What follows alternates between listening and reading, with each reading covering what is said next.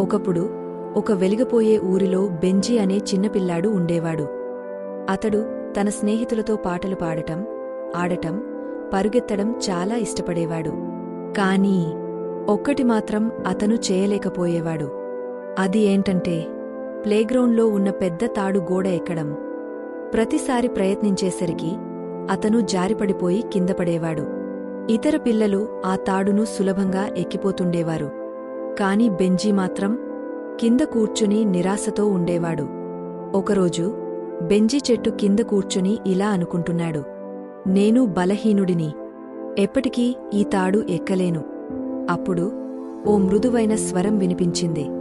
Benji, భయపడకు, నేను నీతో ఉన్నాను. బెంజీ ఆశ్చర్యంగా చూశాడు. అప్పుడు ఆయన కనిపించారు. యేసయ్య అందమైన చూపులతో, మృదువైన చిరునవ్వుతో యేసయ్య వచ్చారు. ఆయన బెంజీకి చెబుతున్నారు, నేను నీకు శక్తి ఇస్తాను. మళ్ళీ ప్రయత్నించు, నన్ను నమ్ము. బెంజీ హృదయంలో కొత్త ఆశ వెలిగింది. అతను నిలబడి ఆ పెద్ద తాడు గోడవైపు చూశాడు. 1 మెట్టు, 2 మెట్లు, పట్టు, ఎక్కడం, గట్టిగా పట్టుకోవడం, ఎత్తెత్తున ఎక్కుతూ చివరికి బెంజీ పైకి ఎక్కిపోయాడు. అక్కడ ఉన్న పిల్లలంతా చప్పట్లు కొట్టారు, ఆనందించారు. బెంజీ పెద్దగా నవ్వుతూ అరవాడు, నాకు అయింది, నేను సమస్తమును చేయగలను. యేసయ్య నాతో పాటు ఉన్నప్పుడు నేను చేయగలిగాను.